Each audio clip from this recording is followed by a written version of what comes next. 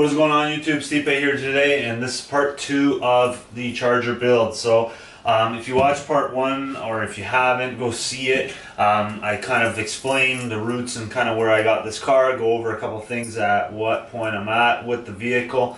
I've done quite a few things. I'm going to go over some of the more structural stuff I've done to this car.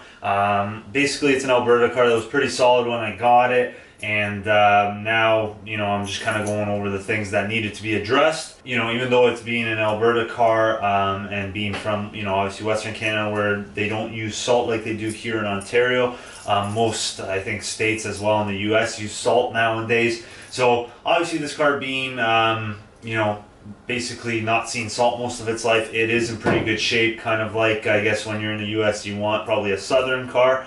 Because most likely down there they're not using salt due to the fact that they don't have snow. So kind of same scenario here up in Canada, a little backstory there. But basically one of the places that needed to be addressed was the trunk pan. So the trunk pan itself, I can open it here. So the trunk pan itself actually had a hole in it. I have some pictures right now. The trunk is just filled with crap.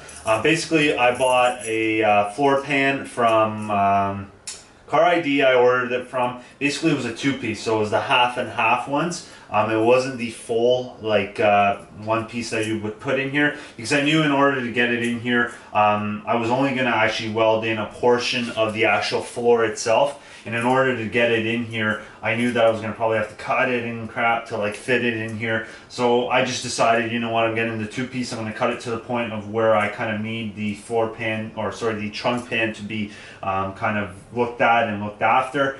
So that's what we did. And I'm happy we did that because it actually worked out. And yeah, the pan went in quite nicely.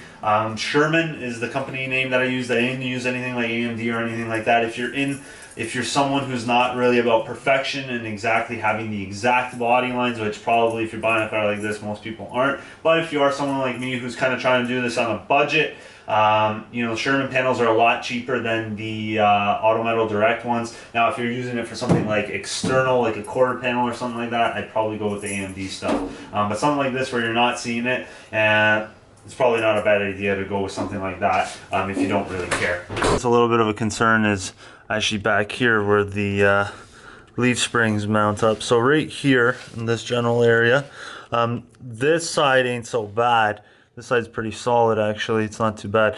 As you can see, there's the rails. On the other side though, here, this part here is all rotted out and crap. Well, not rotted out, but it's a little too scaly for my liking, and it's not that structurally sound from what I can see on the other side. So what we're gonna do is we're actually gonna end up probably ditching the leaf springs and putting in a 4-link, which will actually eliminate using this back area completely. The tank is actually out of I believe a 69 Charger.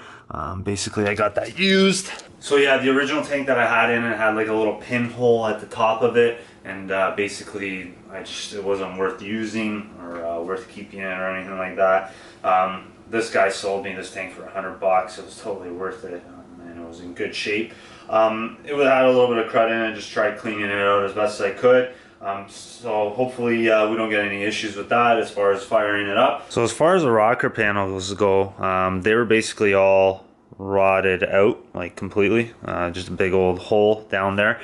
So what we did was basically I got sheet metal here as well, tried to curl it, kind of just bend it as best as I can, and kind of spot welded it in place and just kind of body filled it out. It's nothing very professional, I would say. It's nothing that great, but I mean it does the job and it looks all right. Like I said, I mean, we're not trying to make this thing look pretty, we're just trying to make it budgetly and fun more than anything. And stuff like this just I try to do, and I'm trying to show people that you don't gotta be someone crazy out there who's great at doing bodywork and stuff, that you can just do this stuff pretty simply. Some people might ask why I didn't get full rocker panels and stuff. They weren't so badly rotted out where I needed a full rocker panel, because they were still healthy up to this line, and it was just kind of a straight hole here that was pretty easy to just slide a big nice cut sheet of metal in there and behind, and just tack it into place and just smoothing it out with some body filler. Again, nothing great. On a car like this, some people might cringe and tell you, oh, you shouldn't do it like that, but hey, it is what it is. So yeah, I'm gonna show you guys here with a flashlight kind of what I got going on here. So yeah, as you can see, again, you know, that area there where we fixed that up. But yeah, pretty solid for the most part under here.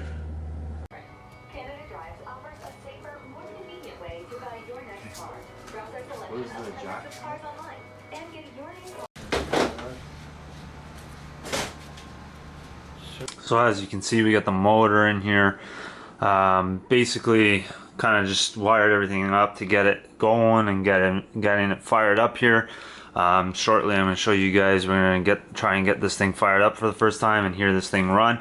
The guy broke in the motor already, so I know the motor's broken in and stuff, so I'm not too worried about that. I'm just kind of more focused on getting it running, make sure there's oil pressure, and then just kind of get it running. It hasn't run in probably about, I'm gonna say 6 months at this point, 7 months probably, somewhere around there.